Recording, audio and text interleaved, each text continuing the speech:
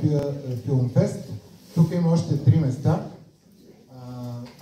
Който иска Ники, специално на Ивана Якушко-Дудка, но все пак това е София Филмфест и всичко може да си позволи. Благодаря, Стефан. Ladies and gentlemen, dear colleagues, friends of film.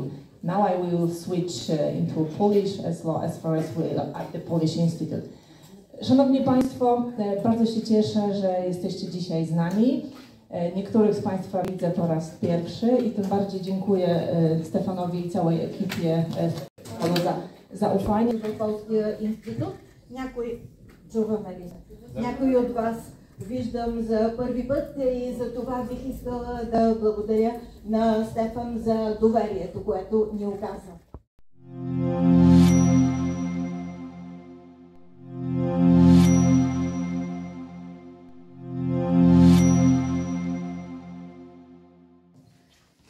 Бонус номер 1 е, че полската гала на този фестивал ще бъде Ежи и Кулей, двете страни на медала.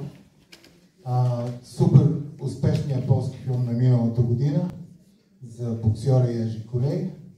Режисьор на този филм е Ксавери Жулавски. Но нека първо уводните думи.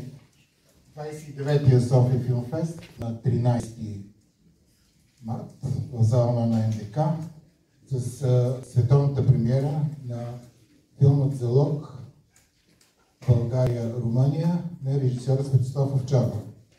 Програмата ще бъде до края на месеца, но както винаги ние имаме няколко предварителни прожекции.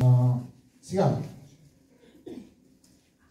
когато изпълнителният директор на Националния филмов център открива пресконференцията, тук има някакъв знак. И знака, разбира се, българската тема. И сега, забележете. На този фестивал, при всичките тези години, приоритет винаги е бил българското кино. Тоест, това е международен фестивал и ние винаги сме отделили специално внимание на българското кино. Ще имат прожекция 21 български игрални филма, от тях 11 премиери.